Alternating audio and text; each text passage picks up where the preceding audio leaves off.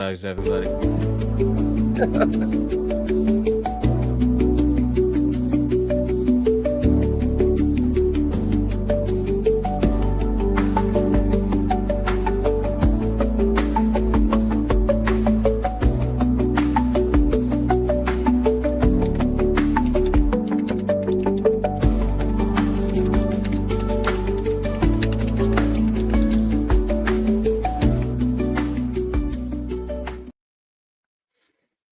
Hello.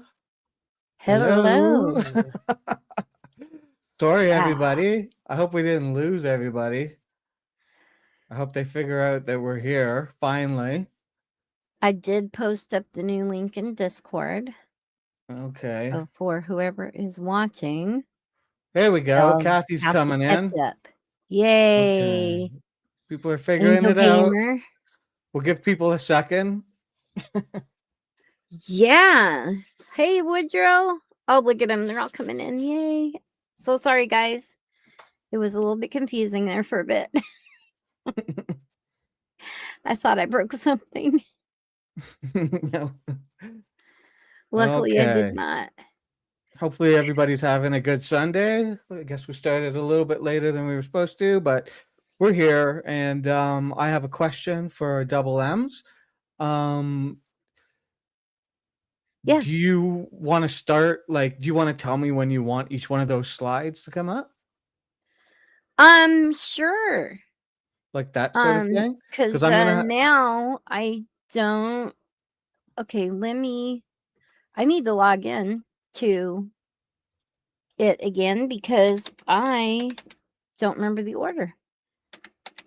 So let me do that. Because you guys, shitty show, right?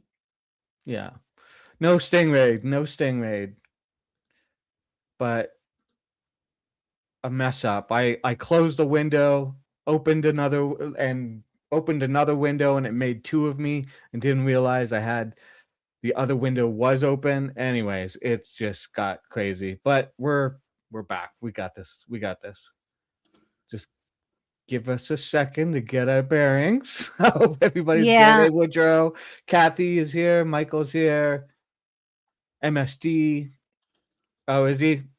K-Fat's coping, stalking, and crying again. He's always doing that. Ah. He's Dynamo. Linda. I did invite people from a group that I have recently joined. Okay. And I don't know if any of them made it over here or not, but if they have, welcome. And I will talk about that group later on. Yeah. It's called Sons of Liberty. Okay. And they are a national civil rights type of organization. They do a bunch of other stuff too. But they are specifically in the realm of progressive gun toters. And they're my kind of people. Okay. But I will definitely talk more about them later on.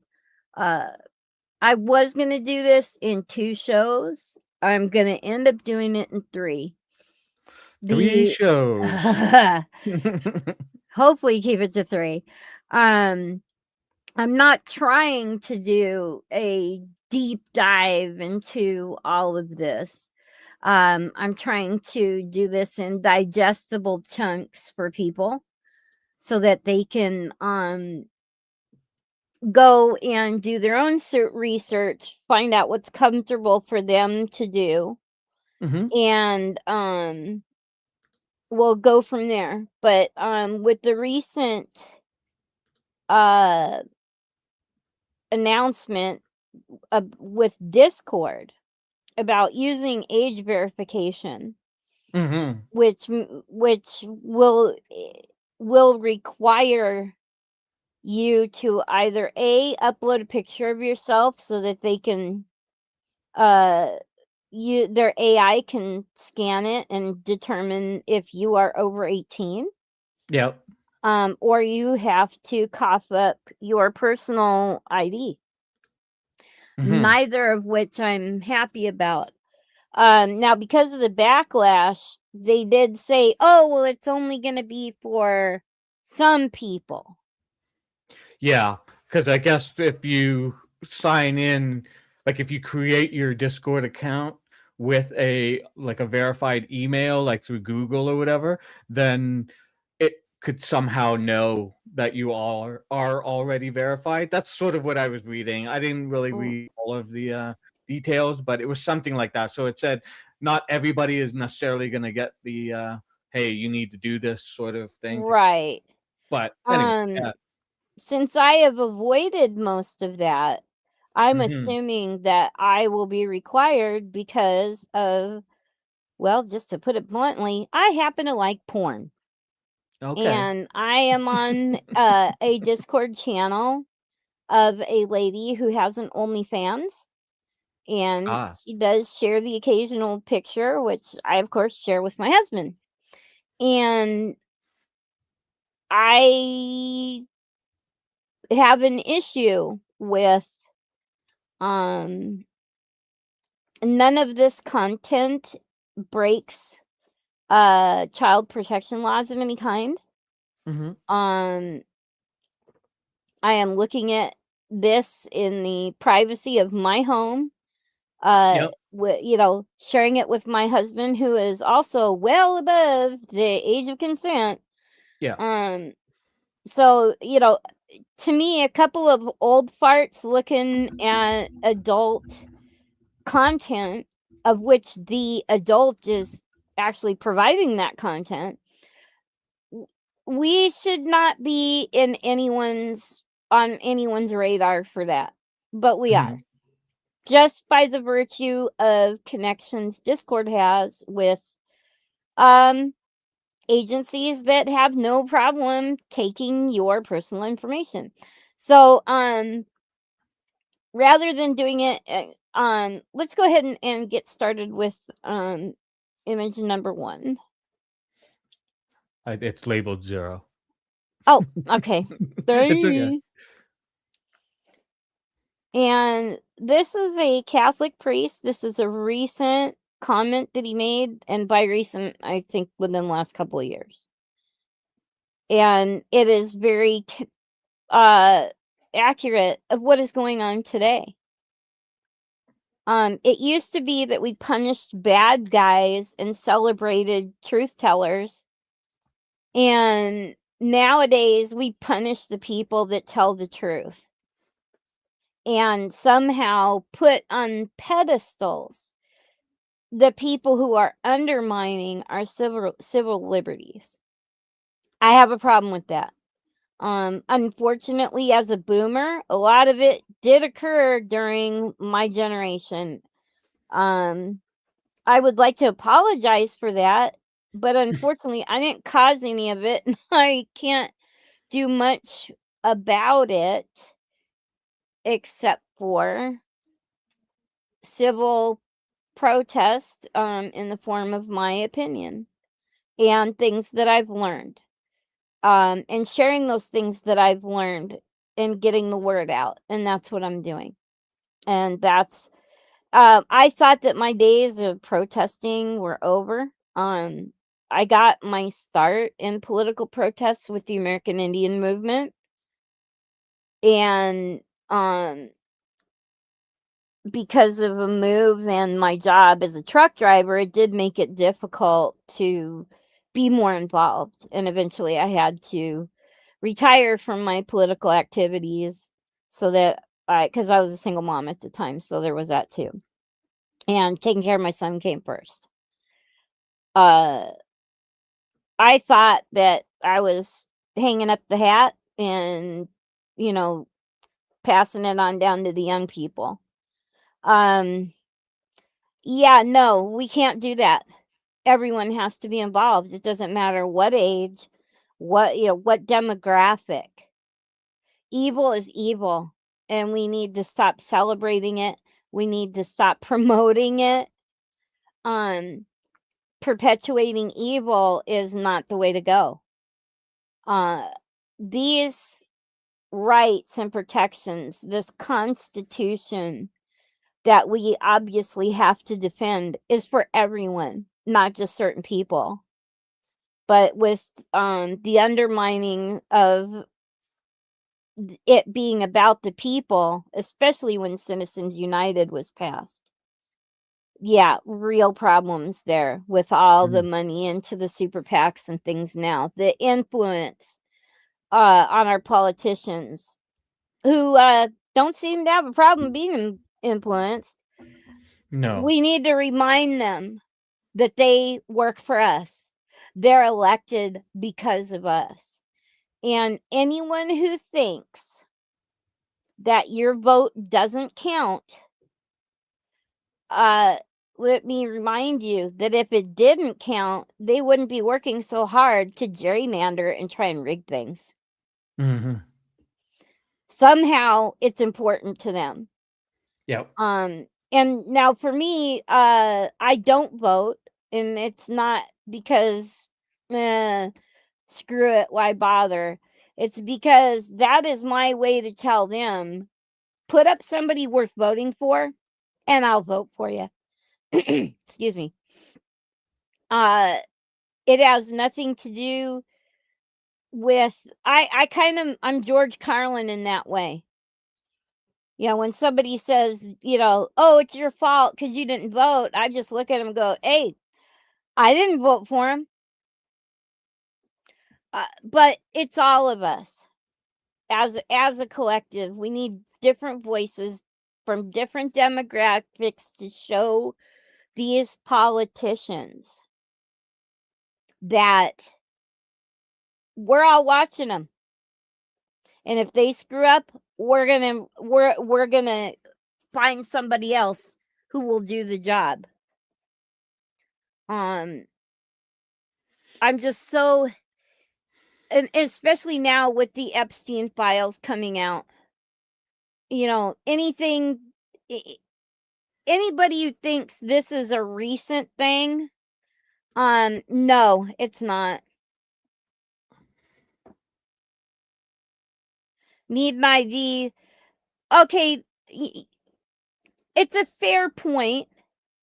However, one of the things that it's the message that they throw out.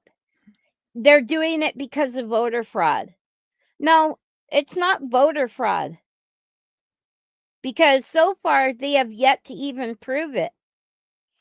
But you know where the fraud has been occurring? It's been occurring from, who was that recently? They grabbed all those documents from Georgia, the voting records, and they found out that it was Elon Musk's super PAC that mailed out pre-filled out what looked like ballots already filled out. So this political influence was wrong. So if there's any voter fraud occurring, don't look at the voter and all these claims of illegal immigrants voting. I think they found 9 during a presidential election. So no, voter fraud in the scope that they accuse is not happening. So here's the thing. You do have to produce your ID when you vote. At least anywhere that I've ever voted. And I voted in 1, 2, 3, 4, 5, 6 different states. Every single one of those states that I have voted in, I've always had to produce a picture ID. Yeah, I mean, we need an ID here in Canada to vote. If you don't have ID, you need there's other options of identification that you can use, but it all gets tracked. Like as soon as you give them that whatever the information, your ID, or if it's a a piece of like a piece of mail or whatever, your name and that address and stuff gets put on, like it gets recorded, and then when they go to count the votes, if at any point a duplicate comes up from a different riding or in the same riding or something like that, it gets caught. Like if we can do it, you guys can do it. And we don't have Yeah. massive voter problems. Like, you can even vote here by having somebody vouch for you. Like if you don't have like a piece of ID or a piece of mail, like because you're new to the country or whatever, and say you have a landlord or somebody that knows you, you can still go and vote, and they take you the information, they take your name and whatever, and they just it's however they do it, they can track it all, and there isn't this like problem of like people running around voting in dozens of different places. And when it has happened in the past, like when somebody has voted, say, in two different ridings, they've caught it. And those people like get in trouble. Like so and it's just rare. So I mean if we can do it, you guys can do it. Well, the other freak out they have is mail-in ballots.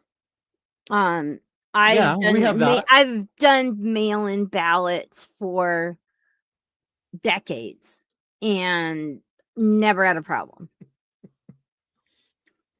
So yeah, I don't know. Anyway, but all that aside, we're going to talk about the tentacles of surveillance. I'm going to do a little history of surveillance. We're going to put on our caps.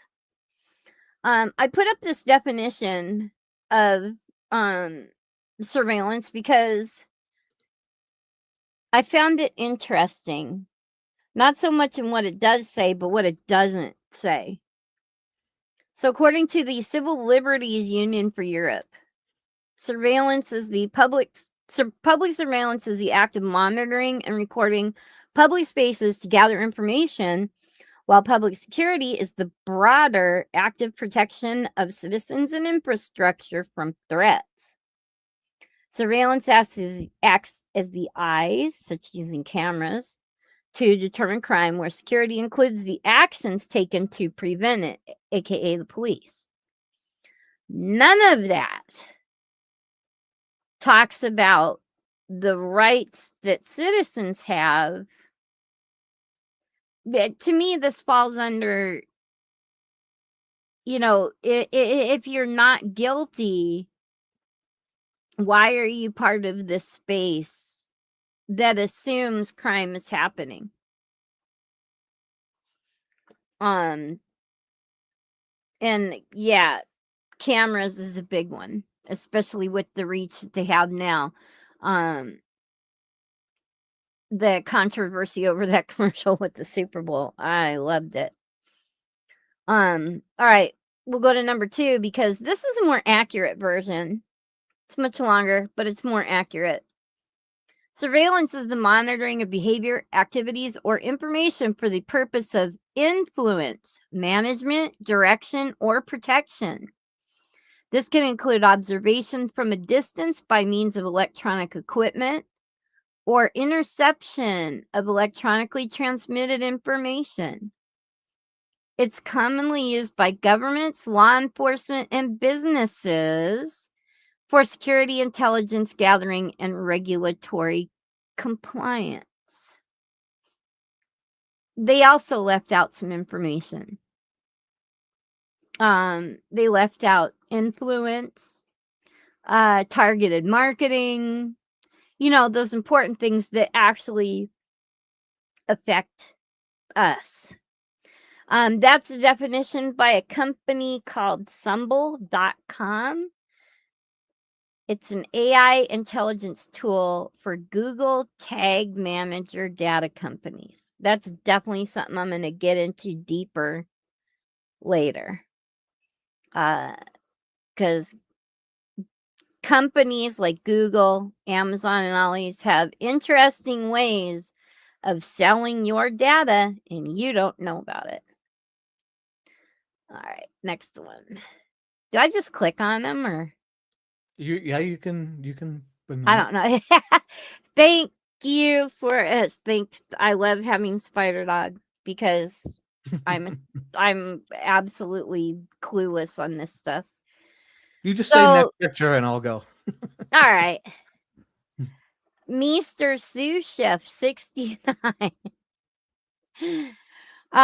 So security under the Constitution with the Fourth Amendment, it's the right of people to be secure in their persons, persons, houses, effects, papers, and I'm reading this backwards because I'm terrible, against unreasonable searches and seizures shall not be violated. And no warrant shall issue, but upon probable cause, supported by oath or affirmation, and particularly describing the place to be searched and the persons or things to be seized. Where have I not heard that recently? The 14th Amendment, no state shall make or enforce any law which shall abridge the privileges or immunities of citizens of the United States. Nor shall any state deprive any person of life, liberty, or property without due process of law, nor deny to any person within its jurisdiction the equal protection of the laws. Yeah. Oh, I'm It's your funny when armband. it's funny when it's just the system gets to kind of define due process sometimes, right? Well, and what's interesting about this is here in the Constitution, it clearly states Mm-hmm. these are for the people. Yeah, This is right. about the people. They're not Yeah, talking about corporations, banks, um, elected officials, yeah. No, you it's not know.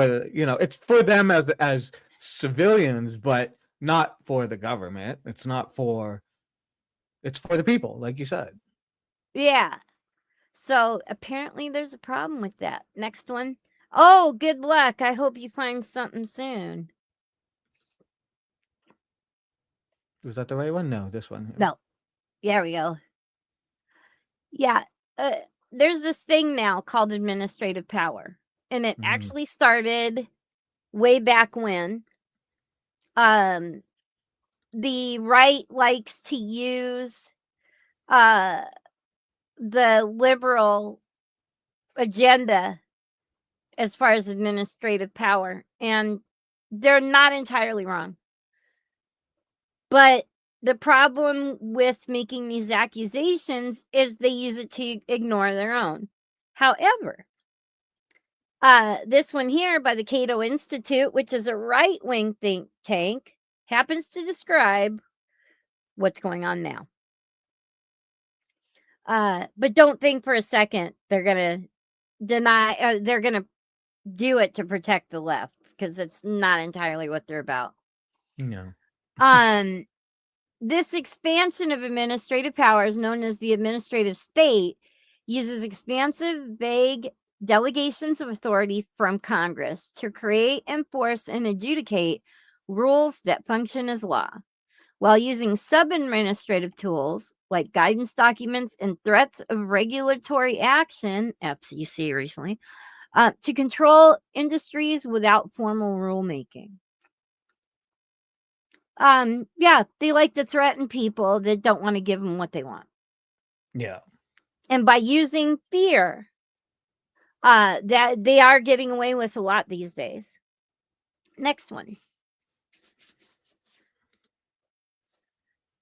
So this is my opinion, this whole thing. You've heard the saying, follow the money. In simplistic terms, this will get you in the general direction, but it's so much more. There are no boundaries to the evil that powerful people will impose on those they deem lower than them. They will attempt to extract every bit of wealth and power they can. Look throughout history.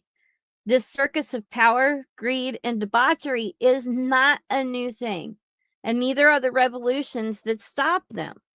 As long as the people become complacent and apathetic, the administrative state will appear again. Hey, Kath. I want to. This is really important because anybody who studies history at all you always run into that saying that those who are doomed to ignore history are bound to repeat it. It's not just that. It is when people become comfortable, and this will go on, like right now labor unions are stepping up, people are starting to protest. The government will start to pass some laws, probably not in this administration, but it's the same thing too. Everybody's going to be so pissed at Trump, they're going to vote a Democrat in. Then when they get pissed at the Democrat, they vote the Republican in. And this back and forth keeps happening. And you'll notice trends that occur with each change of administration or over the decades. However, the same crap keeps happening. We're all up in arms right now about what's going on. So eventually we'll vote in people in Congress, they'll take care of those issues. But then Congress will become complacent about it, and money will become involved, and greed, and they will whittle us back again. But they do it so slowly, we don't notice right away because we become complacent. And then after a while, when they get away with it, when it becomes painful enough, like right now where you can't afford a home, can't find a job, you're totally in debt from higher education. When the people become, awake, things will start, and then this happens over and over again. That's one thing Indian country learned in dealing with the government, which we've been dealing with the government for over 500 years now, or things that resembled a government, dominant culture. One thing we learned is you can never become complacent, ever. It took a lot of time to be able to get our right. Well, first of all, just become citizens again, or citizens of a place that we've lived for thousands of years, but also to get our religion, our spirituality recognized as protected. We should be free to um, follow our own religious paths. We finally got that. But here's the thing. Back in the 70s, actually I should say the 80s. I got to pull him up real quick cuz I don't want to say this one wrong. There was a man, his name was Slade Gorton. And Slade Gorton was a I want to say senator, but was he? Yeah, he was a senator in Washington State. One thing Slade Gorton hated was Indian sovereignty. And this piece of tried to attach bills to anything that would eliminate the Indian sovereignty. It would eliminate reservations even. What state was he a senator from? Washington State. Oh, really? Wow. Weird. Yeah. Okay. Their family was might still be. If you ever see Gorton's with a T, seafood, that's his family. Oh, okay. So yeah, for till the day I die, you are not going to see me buy a yellow label piece of seafood. Okay. And we learned very quickly, Indian country organized. And to this day, even though this happened a long time ago, to this day, we still have people that read every bill going through Congress to make sure that somebody hasn't attached something on there that will eliminate Indian sovereignty. So we learned a long time ago. Hopefully, at some point in time, dominant culture will stop being complacent and realize that they have to be just as on top of bills going through Congress as we have to be. And right now, especially now, because surveillance and technology happens so fast, It is. there we have very little in the way of laws to protect us, and those laws that did go through, they're so archaic now, they don't cover the technology that's going on. Um, yeah, Statham's. You can easily get overwhelmed. It's holy cow. But this allowance to be. Now I understand initially when they started doing it, if somebody needed to get a bill through quick, if it was an important enough bill to the people, yeah, they would attach it onto something, put it through, bam, and there we go. But that also opened the door for more malicious legislation to get through as well. Yeah, totally. I mean, from what I've seen and read over, the years, it's just the way they put in, they'll have an important bill, a big important bill, and just tack on all these other things onto it. And so everybody's has to sort of vote for it because they want that one thing to pass, but all those other things are going to go along with it, right? And that's Yep. pretty disingenuous way of doing things. So. Yeah, it's a tough call because for some of those things that are really important that do need to get through, and then all of a sudden somebody attaches some crap on it.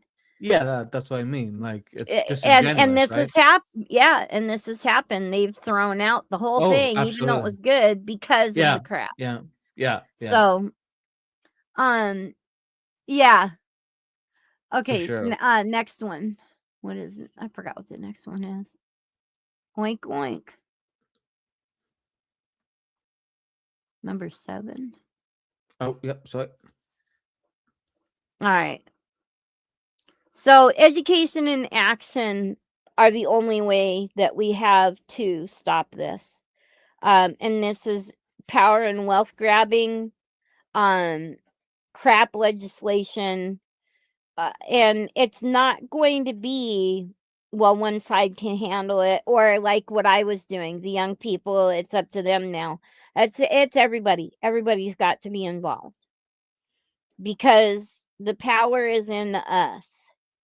Um, that bottom paragraph, it's estimated that about just under 20 rich elites own our government. 20.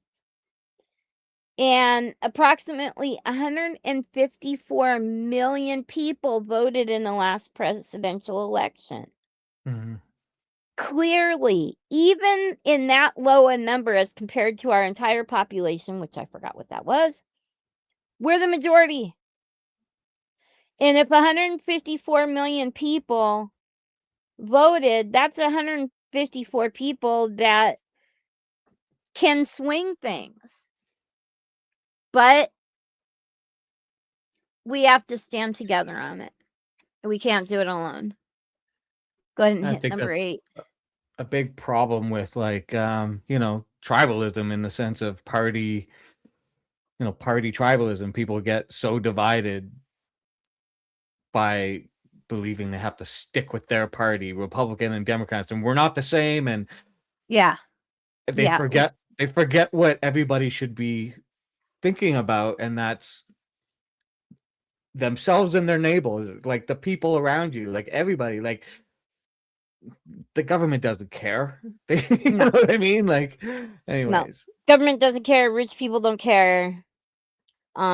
Because, if this country was set on fire and burnt down, they'd just go to their private islands, with their cushy bank rolls and in foreign banks and not give a crap. I think the Um, sources were on some of these, but what's because that? well, Muxer was saying, "Can we know who you're sourcing?" And I think there was the Cato Institute, and then there was another one that you had there, but I'm Yeah, not totally. I also have links that are going to be put up in the description Oh of this yeah, video. yeah, I got yeah. about Right. 12 of those. Um, I'll put so those yeah, in after the show. thank you. So yeah, but yeah, in some of these slides, if you go back at the bottom, I've uh put down who I've Yeah, gotten these from. yeah. Like this one here was Yeah, com. This one was the Cato Institute. Cato. Yeah. Um. All right, next one. That's That this one. I was gonna make a nice, cool video out of this, like an intro, and yeah, it didn't happen. I'm learning. I'm learning. Hey, Chris. What's the next one? This one here. It's already up. This is not the last one. Oh, you want the last one? I don't know which one.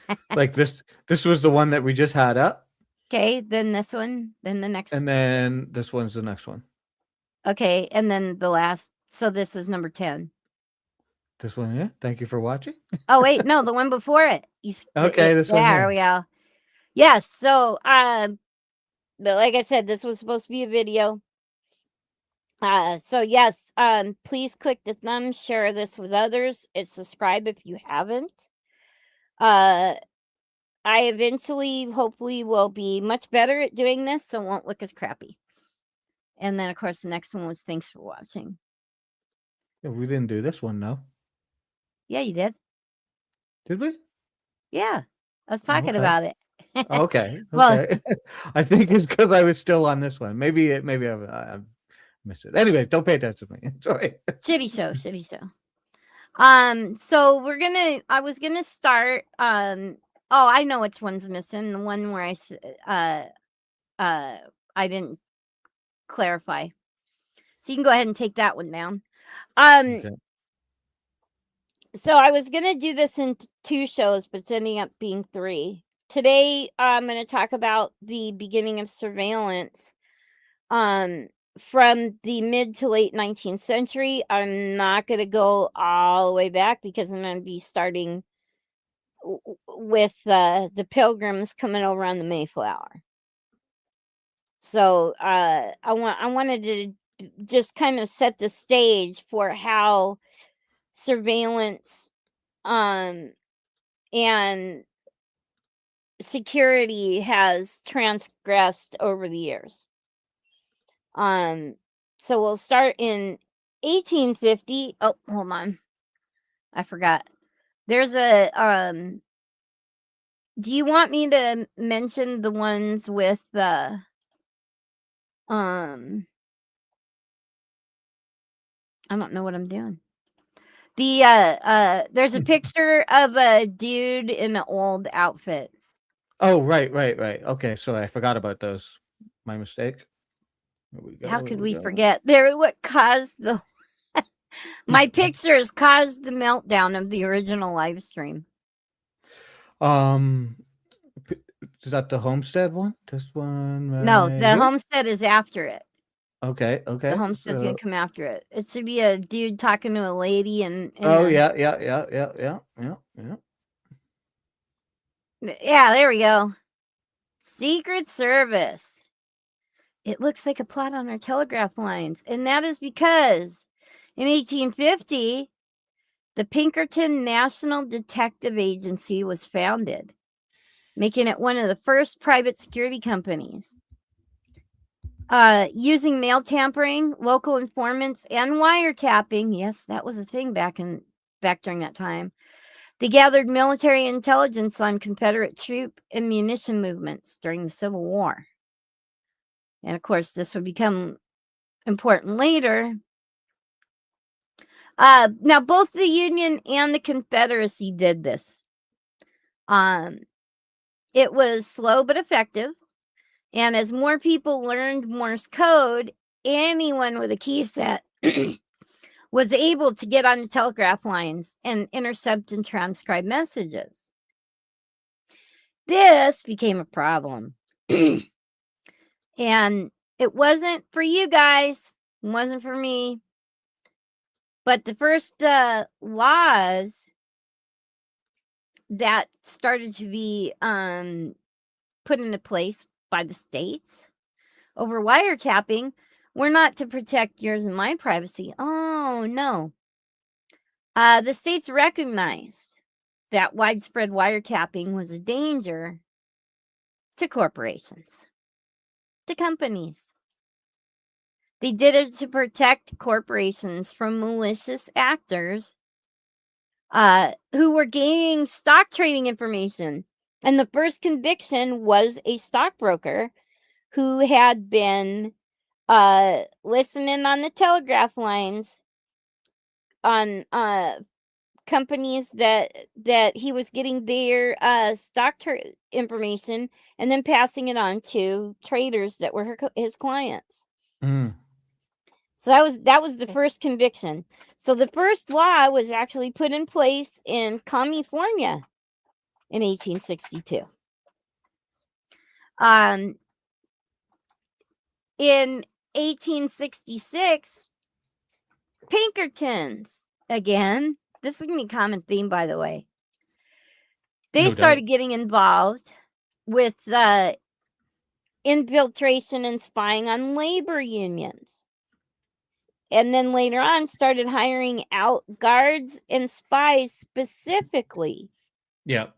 to corporations for espionage and union busting. Well, they And if any, also had, sorry to interrupt, but the Pinkertons were also really connected with Wells Fargo, right? And obviously, Wells yes, Fargo being a bank and stuff, there was, interest and going on there, and yeah, and Western Union. and Western Union, yeah. So you go ahead and put the Homestead one up because that's the next one. Oh, wait a minute. Is it the next one? Near.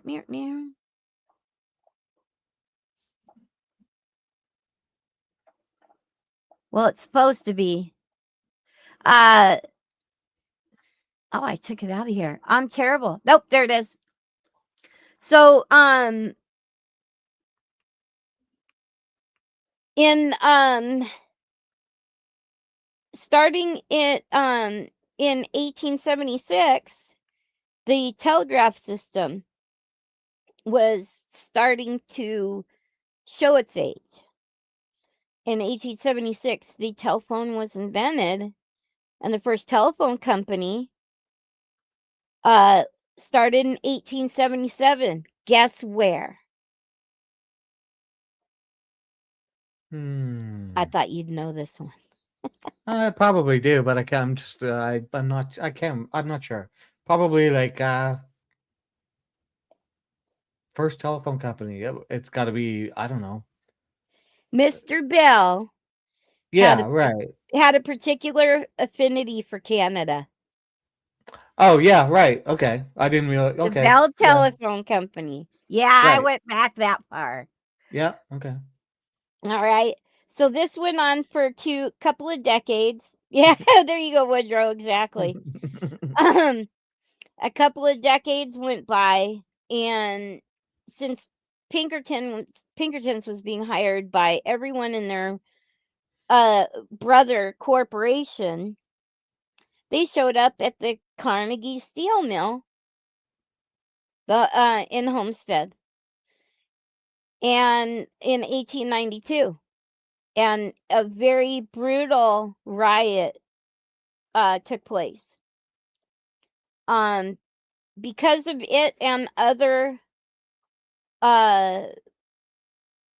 incidents that happened with the Pinkertons, Congress enacted the Anti-Pinkerton Act in 1893, which limited federal government from being able to hire them. And then 26 states also enacted similar bans. If you've ever heard the term Molly Maguires, Yep. Molly Maguires were a secret group of miners that were fighting for safety in the mines. Yeah. And they started a labor organization oh gosh, there was a movie, and I think Sylvester Stallone was in it that was about this. Um, and the Pinkertons ended up eventually breaking the Molly Maguires. A lot of them ended up in jail. And Yep. these were people who were trying to fight for safer working conditions. You know, black lung was very common at the time, and they were trying to get safer working conditions, safety equipment, stuff like that. And these companies weren't having it. They were like, here's your job, you take it and like it. Yeah. It's actually a really interesting history because the story gets really deep where and I don't mean to derail what you're trying to say here because it's absolutely true. Like they were trying to fight for better working conditions and all that type of stuff. But like a lot of different things, power corrupts, and there was a bunch of different individuals within the Molly Mhm. Maguires that basically were you also using it as their own sort of little like gang to get what they wanted privately, sort of type thing. Like so almost like a mini mafia. And Yeah. it's because it's related to a bunch of a lot of them came from Irish groups in Ireland, like in actual, in Ireland. And when they came over here, into North America, into the United States, they sort of stuck together. And because they were working class and, Well, they miners and had stuff to like that. too because they were Yeah, being absolutely. discriminated against. You know, don't Absolutely. hire the Irish. Yeah, absolutely. So I just wanted to throw that in there because it is a really fascinating history, and that's why the Pinkertons were also in there is to like try Yeah. and here's the thing is those guys didn't didn't give the labor union a very good look because it gave the Pinkertons and the businesses a way to go like there's criminals in there, we need to stop it, right? It kind of put a black eye on the people that were actually trying to help workers. But that's a whole other story. But anyways, yeah. Well, but again, it's a common theme because Yeah, today absolutely. Absolutely. hired agitators, Yes. Yeah. you know, um Mhm. this is not new. This is Nope. not new history. This kind of stuff happened back during Roman times. Oh, for sure. So it's Yeah. like you would think that somebody would get a clue and go, wait a minute, we've done this before. It's not working. But here we are today. Um so in 1889, a wonderful machine called the punch card tabulation machine was invented. Mm. And it was originally invented to streamline this taking of collating the census information. So the first census it was used on was 1890, and it went from taking about 18 weeks to tabulate all that information down to 6 weeks. Mhm. So obviously, boom, instant success. Hey, it made the information inputs and retrieving of them fast, and also significantly reduced the amount of space to store records. Both, Woodrow, Yeah. both. Yeah. And sex, lots of Game of sex. Thrones is about everything. And sex, lots of Uh, sex. then in 1897, the National Bureau of Identification was created, Mm. and its purpose was to record identifying information on criminals for law enforcement. Boo, boo, boo, boo, boo. I don't have any more pretty pictures yet. Yes, I do. Fingerprints. Ding, ding, ding. That's the next wiener. So now we're into the early 20th century. And in 1902, finger painting became widely used, starting with the New York Civil Service Commission. Uh, once that was a once that was streamlined into a unique way to identify people, criminals, what it started out with. They started using it in prisons, military, and the police departments across the country. It spread like wildfire. So in 1908, the Bureau of Investigation was created. And in 1924, it was given a legislative order to create the first national fingerprint card database.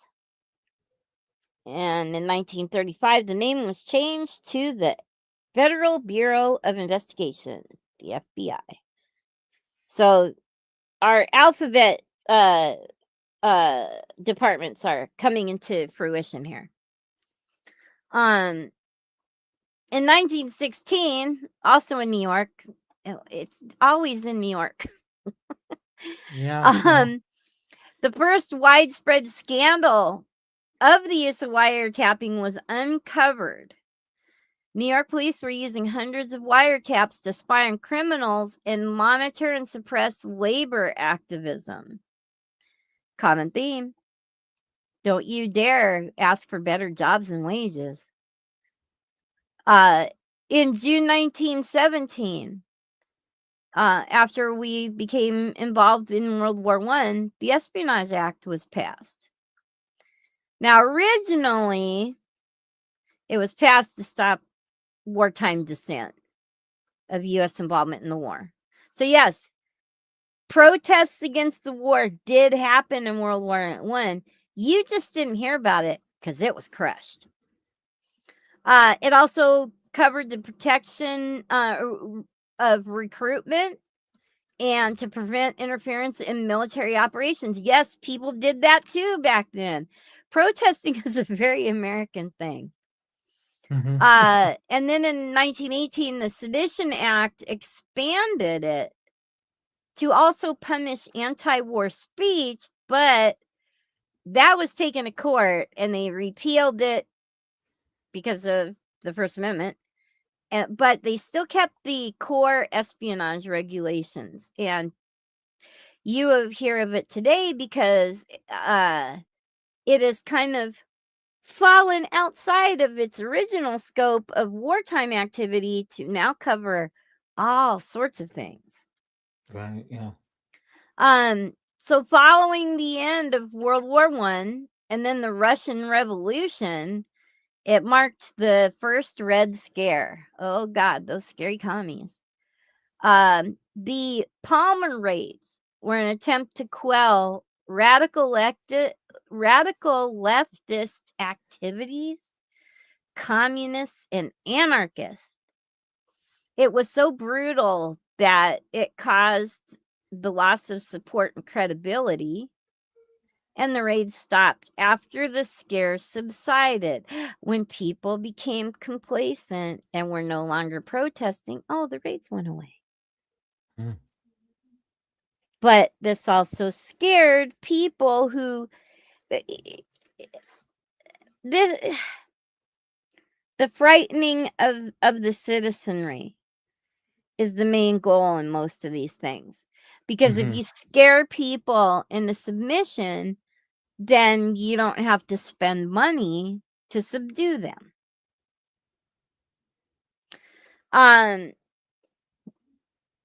So then in 1925, the Statesville Correctional Center in Illinois opened up with a brand new floor plan called the Panopticon. And the way this particular portion of the prison was built, it allowed guards to watch inmates anytime without their knowledge. They could see them. Now, mind you, a lot of this stuff initially, there were no laws against this. But then when people would find out about it and bring up, well, wait a minute, then that's only then when a government official would say, oh, yeah. And if they heard enough about it, then, of course, they would sponsor legislation to make it look like they were supportive of protecting the people. Right. Now, at this time, telegraph lines were still up. Western Union and groups like that. Now, but the phones, obviously, also there was telephone companies as well. But it wasn't until the 1920s that wiretapping laws were extended to protect telephone lines. So during this time, in the early 20s, they said, no, wait a minute, you can't do that. But in 1928, Olmsted versus United States, that Supreme Court ruling barely went through, allowing that police wiretapping was legal. So that kind of started the game here. Set the precedence. Yeah. So in 1936 to 41, I'm going to butcher this because this is French. The Senate La Follette Civil Liberties Committee, during an investigation, found broad wiretap abuses by corporations. And again, common theme. These employers used this wiretapping to crush collective bargaining with unions. Of course, yeah. Yeah. So then, in 1938, getting a little closer here to some of the stuff that we studied in school. The House Un-American Activities Committee was created to investigate rebellion and other types of activity by private citizens that it deemed anti-American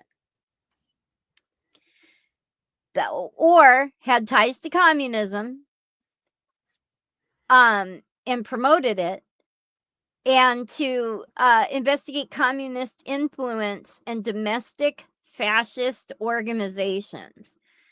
Did they investigate themselves? No. So later on, because this went on for 2 decades, you may have heard this term, you know it more commonly as McCarthyism, which it became in the 1950s. A year later, though, Operation Shamrock began. This is when World War II was starting. And its main purpose was for the U.S. Army Signal Security Agency to monitor and collect international telegraph messages. 3 major international telegraph companies cooperated. For decades, it collected foreign messages, but increasingly, those messages were also private citizens, so it wasn't just limited to. In 1947, the National Security Act allowed for the creation of the National Security Council and the Central Intelligence Agency. Dun, dun, dun. The government's intelligence gathering vacuum. In 1951, I'm jumping a little bit here. The UNIVAC computer. So this will be the first time computers were used to compile large data sets, which, as we know, becomes helpful to surveillance organizations later. Yep, okay, good, you already got it up. So in 1952, the NSA, the National Security Agency, was created via a secret directive by President Harry Truman. A lot of people know of the NSA in its current form, but this was secret. This was to consolidate a few surveillance departments under the Department of Defense that really didn't communicate with each other, but they kind of sort of did the same things. The NSA's existence was highly classified. And it became separated from military specific operations. Yeah, sure it did. Yeah, And well, I mean, I think this is where you see that people had interests like, businesses and political um people with political aspirations or whatever had interest in all this data as well. And so it was like, Mhm. well, why don't we consolidate all this and put it under the purview of government agencies outside of the Pentagon, right? So, Right. Now, one thing I wanted to point out is, let me, okay, that's where let me go because back it to this absolutely one. makes sense for the military to have um to be doing things like that, right? The military needs to be, on top of things and, you know what's going on to protect the country and the whole thing. What just gets into the hands of people outside of the military for other reasons, that's when it Yeah. gets really suspect, right? Because yeah, Did I have you grab a badge of the CIA? uh, you did not. Okay. Yeah, it is complex, and I am definitely glossing over stuff, Woodrow. Absolutely. Um, Mhm. I'm trying to keep it in digestible chunks for common people like such as myself, because it's an insanely complex topic. Yeah, Um, and in relation just to where surveillance goes for the future, right? Like, yeah, just researching the topic. Now, I sadly enough have had family involved in some of these agencies. So it's not entirely unknown to me. But unlike that family, I'm on the opposite spectrum when it comes to my politics about it. So we just don't talk about it very much because yeah. you're a Yeah.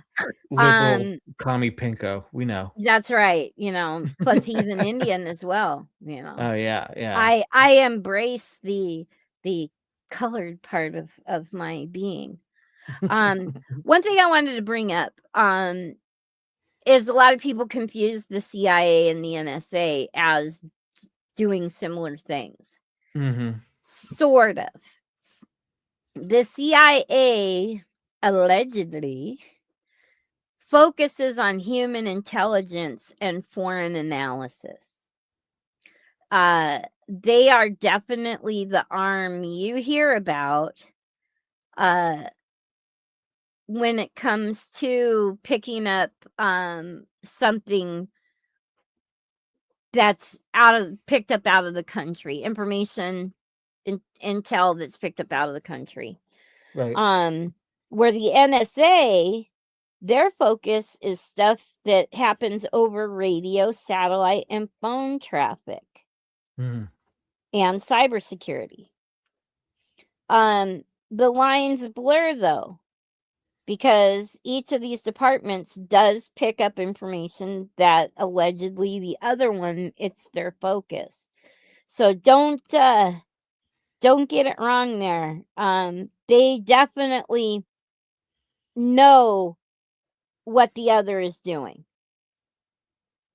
And they share a lot of intel as well. They have to. Um, but anyway, I digress. Um, let's see. So we talked about that. Okay, in 1967, two really important Supreme Court cases were heard. One was Berger versus New York, and the other was Katz versus United States. In those cases, the Supreme Court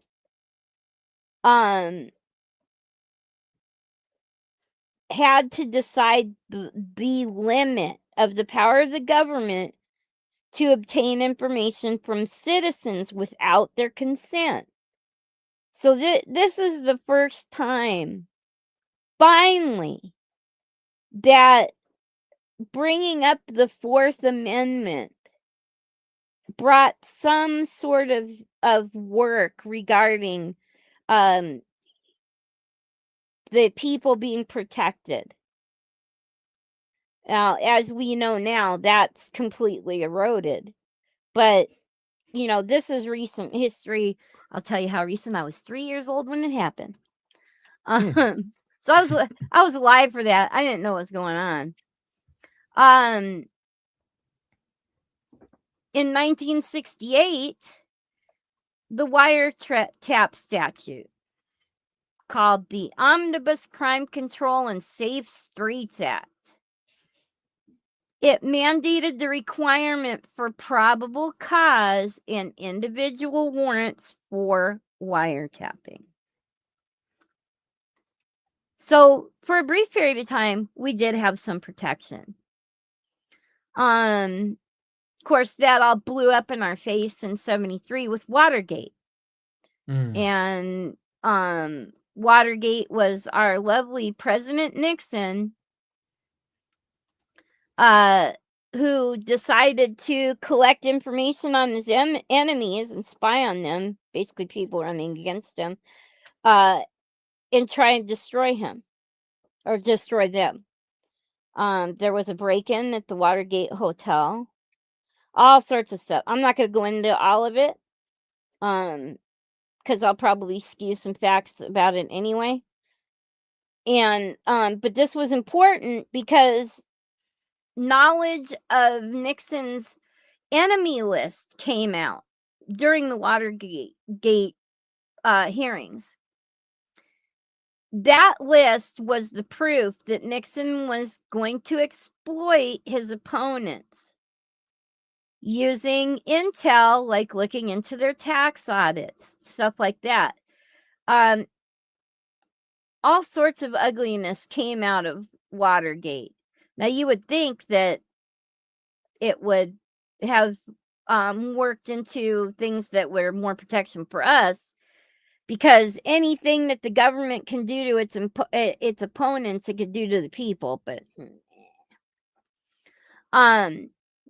it wasn't until 78, 5 years later, under Jimmy Carter, of all people, who, and you've heard this term before, the Foreign Intelligence Surveillance Act.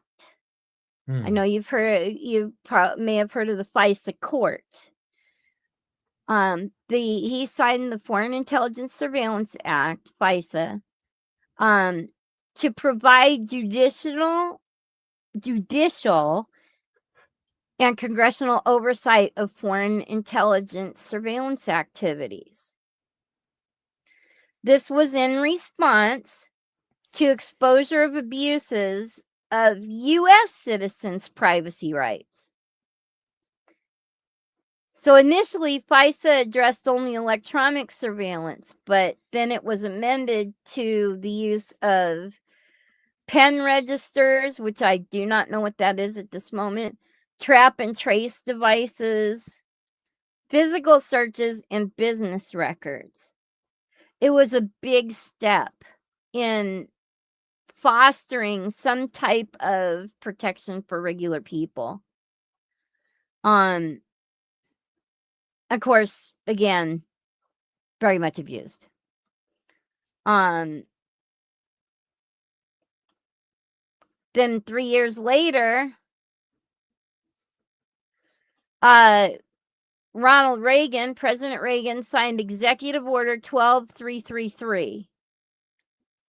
And it gave guidelines. It stipulated how all 17, this is at the time, 17 U.S. intelligence organizations could collect information about citizens and foreign nationals abroad.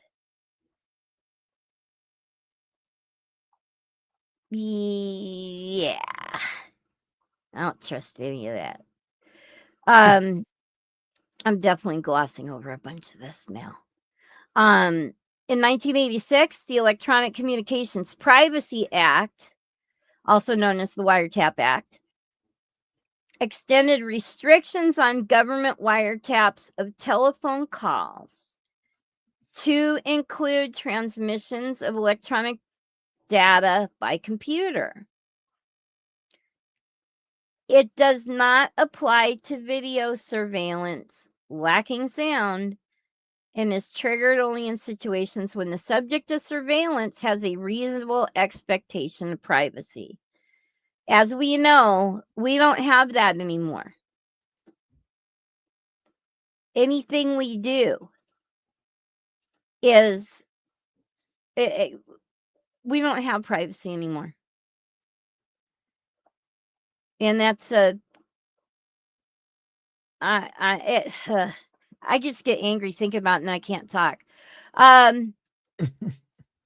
In 1994, the Communication Assistance for Law Enforcement Act required telephone companies to redesign their network architectures to make it easier for law enforcement to wiretap digital phone calls. In 2005, this act was expanded by the FCC to include internet service providers and some VoIP services. I just want to interrupt you for 1 second. Yeah. Just because StreamYards is not, updating the chat quick enough, but Dick Bag's here and he says hello. Hello, fellow degenerates. So I just want everybody to know we know he's here. We see you. Woodrow also mentioned that pen registers are, they record dial-up phone numbers. When you said you didn't Thank know what, you. yeah, they record dial-up phone numbers. And then Dick Bag said, reasonable expectation of privacy with a bunch I of laughing is emojis. laughing. None Yeah, whatsoever. Exactly, yeah. Kathy. So Yeah. I just wanted to update because Thank it's not you. coming up on our StreamYards here. So No, it's not. The last thing I see is Todd is NSA material and Kelly. yeah, um, I'm watching on YouTube though. okay, thank you. In 2001, Supreme Court case Kylo versus United States found it was unlawful and against the Fourth Amendment to aim a thermal imaging device at a private home from a public street without a warrant. Now, Convenient. I want to point something out here. The Boston Marathon bombing, they found the other brother using thermal imaging Mm-hmm. from the air. Now, mind you, this is a good purpose to find him because he was hiding Mm-hmm. in a boat. There was no way anybody could have seen him. He was hiding in somebody's boat in their backyard. But if they had tried to use that in front of the house, they couldn't do it. So they did it from the air, which Right. still caught the guy. So you see where these lines can blur so easily. And, common sense tells you, well, if it's helpful to the people, then it should be fine. But then you get bad actors that try and convince you and have convinced people that some of these things used for nefarious purposes is good for the people. Mm-hmm. Yeah, no. I'm going to stop there as far as this goes because I want to pick this up next week with the Patriot Act. Right. Right. Okay. Cuz the Patriot Act is when things really went downhill. Right. Oh, chat Um, just updated again. oh, did it? What is going on with that? Nah, I don't know. StreamYard's being all weird. Dickbag said, I read that they Abs- have people's phone calls stored back through the 80s somewhere. I wouldn't doubt it. I wouldn't Oh, doubt it. it goes back to the 50s even. Ha! Mugger! Um, um yeah, where is it? Um in the night now the first time that this is what outed the NSA. Right. Because mind you, in the 50s and 60s, the NSA was also part of the collection of agencies that were looking at subversive activity was the Cold War term. Mm, So basically, they were looking at anything having to do with racial equality, of course, civil yeah. rights movement, right?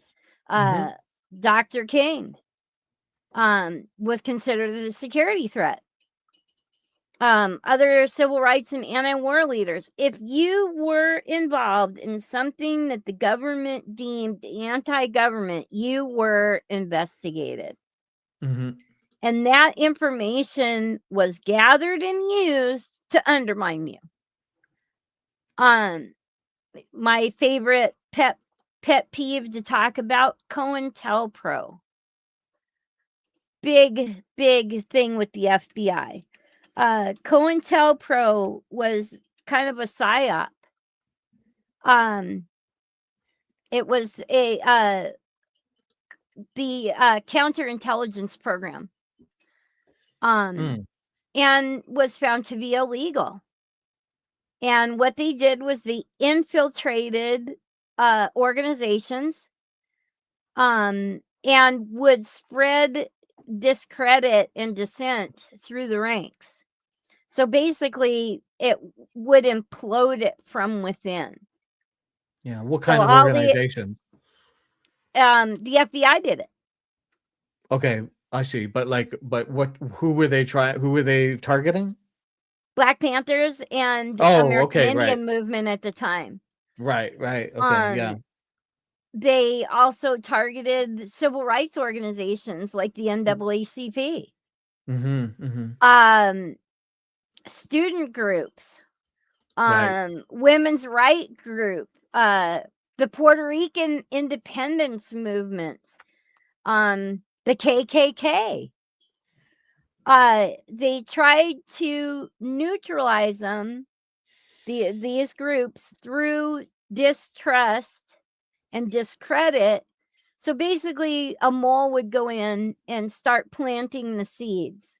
Yeah. And then the people in the management of these organizations, it would, if it wasn't given to them directly, it would get to them. And then infighting would occur. And then the government agency, mostly the FBI, would sit back and watch as the destruction happened. It Yeah. was quite effective, but it was also exposed. There was a group of activists who broke into an FBI field office and they stole and leaked thousands of secret documents that revealed it, Mm-hmm. including harassment tactics. This led to congressional investigations and public outrage. But here's the thing, they're still using these tactics today. Oh, for sure, So absolutely. just because this particular arm of the FBI isn't active like it was, they're still doing it now. Yeah, so exactly, Monster. um, yep, Dickbag, yeah, I'm definitely gonna go into that next Sunday for sure. Because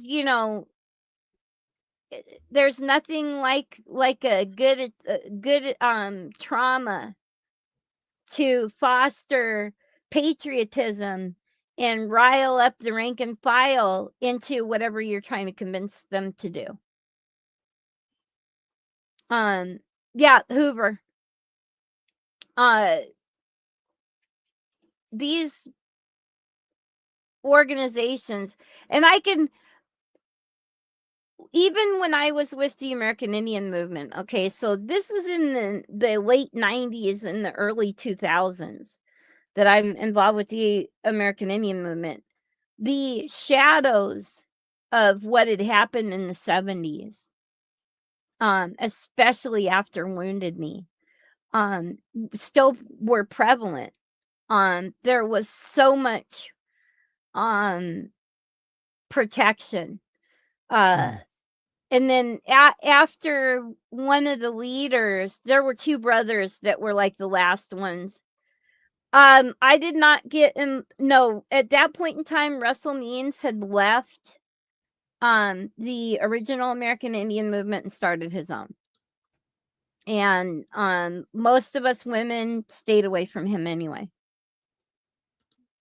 because he was not I don't want to completely defile him because his work was important.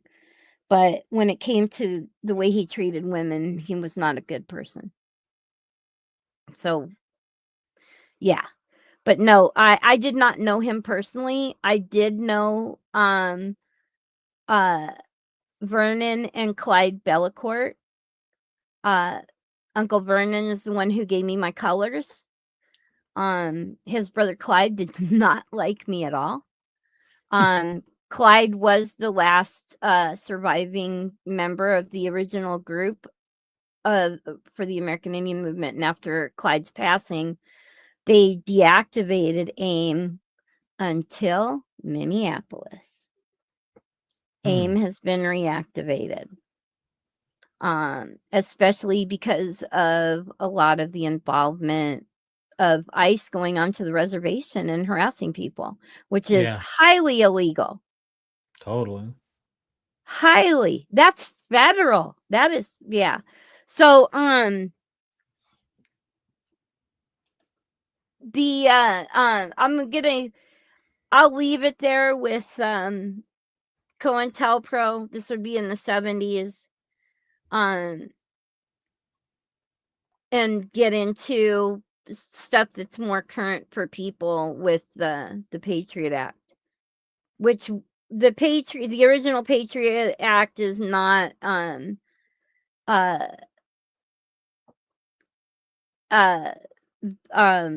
it's not the thing anymore because Obama signed something new, but there are provisions of the original Patriot Act that still apply. Right. And I'll definitely get into those as well. I think that's all I have. Except for one thing. I want to talk about this guy.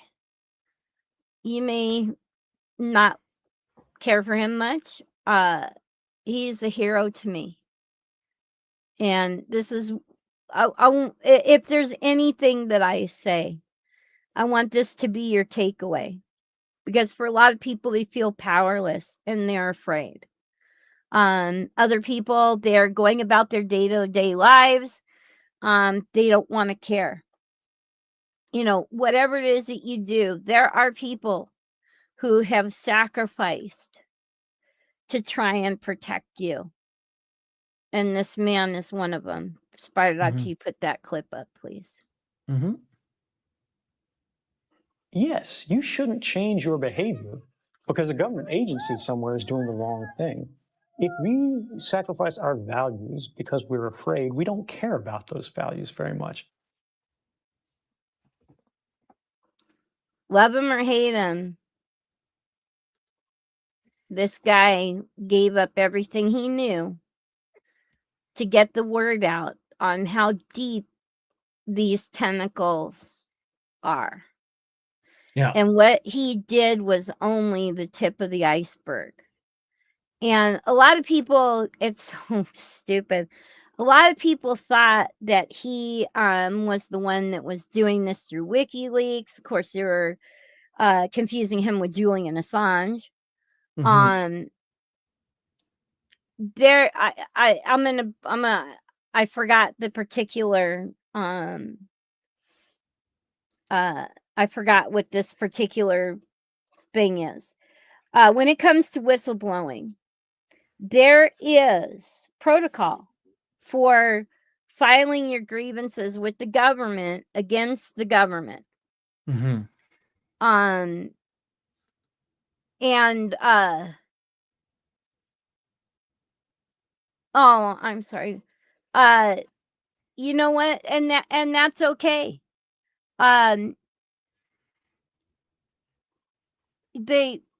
The problem is, and it's this way, this is what happens to whistleblowers. There is a protocol in place for, he could have taken those documents and turned them over to whatever supervisory role and said, hey, this is wrong or whatever. The problem with that is, under the protocol, you have to be able to provide the evidence showing where the government has erred, except in the case of classified documents. Mhm. You are not able to use them as evidence. Therefore, you have no evidence. Yeah. I mean, it's set up that way, right? Like, Yeah, it's purposely set up that way. These guys have nowhere to go. And this is true with Deep Throat, what helped bring down Nixon, back even farther than that. Because I wish I remembered the particular number of this, and I will definitely get it. So these guys, these people who want to go to the government and say, hey, listen, this is, traversing the line here of the Fourth Amendment or the 14th Amendment. And the government can just turn around and say, okay, prove it. How are they going to do it? no, they That's can't. where people feel compelled, like Edward Snowden did, to do what he did. And yes, exactly, Muxter. And that's what's hard. It's no different than what that Citizens Action Group did in Pennsylvania. When they broke into the FBI building and stole all those documents. Do you think the government's going to narc on itself? Oh, hell no. No. Same thing when the American Indian movement broke into the BIA building and was able to acquire the documents proving the forced sterilization program. Mhm. A lot of times when it comes to something serious, this overreach, it takes people like that doing what they did in order for us to know about it. Yeah.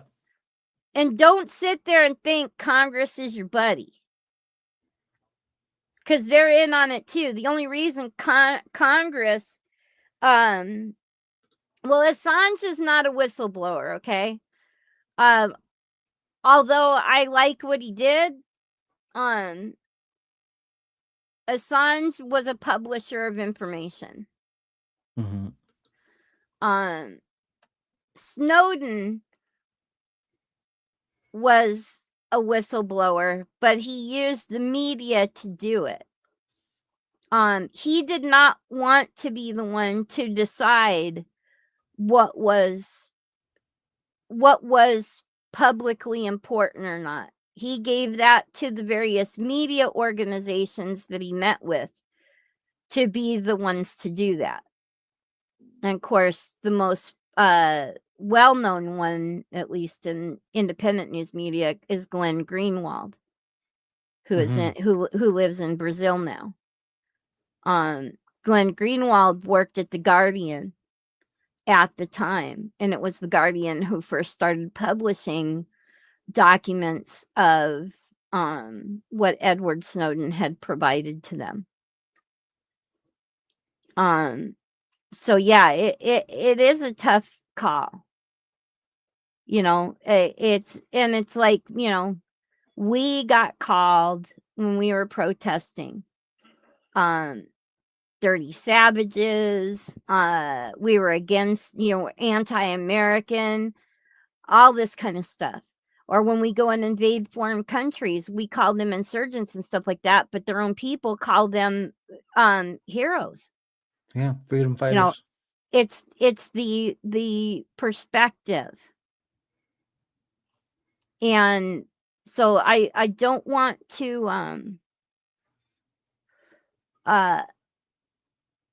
I'm just gonna I mean, I will obviously I'm giving my opinion, but I want to throw fact in there too, because it's Todd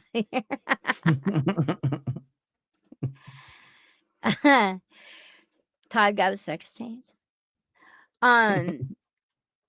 We can't make light of this because it's because of people.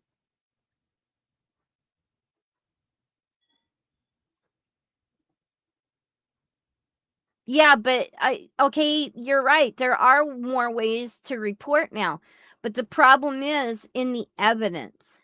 When it comes to providing the evidence to prove those accusations, the people who are trying to make those accusations are not allowed to use classified documents. And I would imagine that there's a big distrust too. Like, I mean, I think Eric Snowden talked about he didn't trust the people that he could go to report things, to do anything, to do the things that they should do. So he knew that he was in a no-win situation, right? And so he made a choice, right? Whether the choice was right or wrong because of his job, contracts, all that type of thing, he made a choice, right?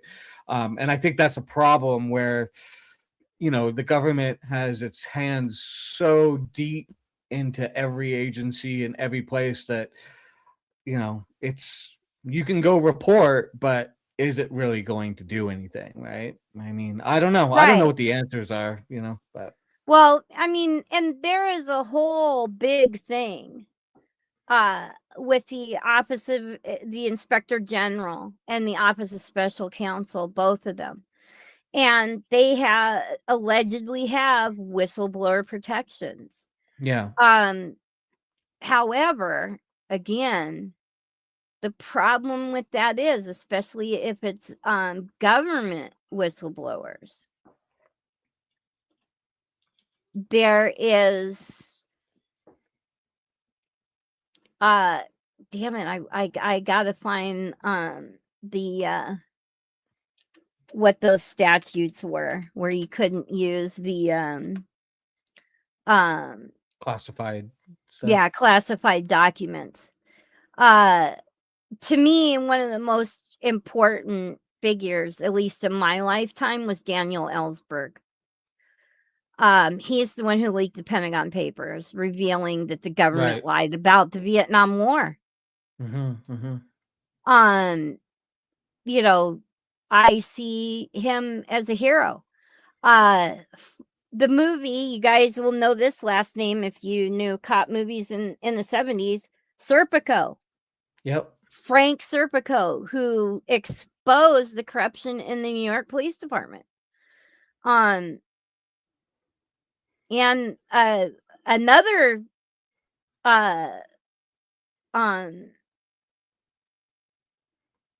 person that probably a lot of people haven't heard about, but I did because he was in the Marine Corps, was Smedley Butler. Oh, right, yeah. You know, who actually testified before Congress about a conspiracy to overthrow the government. you know, these whistleblowers come in various forms, but when it comes to the federal government, Yeah. you know, Daniel Ellsberg thought he was going to be protected, and they not only ignored him, but they threatened him, so he went public. Yes, Muckster, that is true. Hey, Joey, you're late. Oh wait, that's right, we're early. Anyway, I hope I didn't bore you guys too much or Yeah. piss you off or anything, but I wanted to set the groundwork for what we're going to talk about next week, and then of course on Benedict Arnold. Well, like I said, they come in different yeah, they're different kind of whistleblowers, that's for sure. I hope you did piss people off. I just got done watching the Ken Burns documentary on the American Revolution. Oh And yeah, that was I was really happy that he also included Indian involvement, good and bad. Yeah. Because Indians were very much involved in the revolution. And Oh, for sure. dun, dun, dun, dun, our first the first more synced surveillance did start during the American Revolution. Oh yeah, absolutely. Yeah, totally. Now I'm the only you're a total Washington stan. You know what I know what stan means in the concept of the Eminem video, but when I hear it used in other ways, I have to have people tell me what that is because I don't understand it. This means he's really into Washington. He's like super up in the Washington. All things Washington. The Iroquois Confederacy, the Haudenosaunee Confederacy was deeply involved, and it also broke them apart. Well, I shouldn't say broke them apart, but there were definitely divisions at the time. Until the Civil War. But next week is Stalker fan. Oh. Yeah.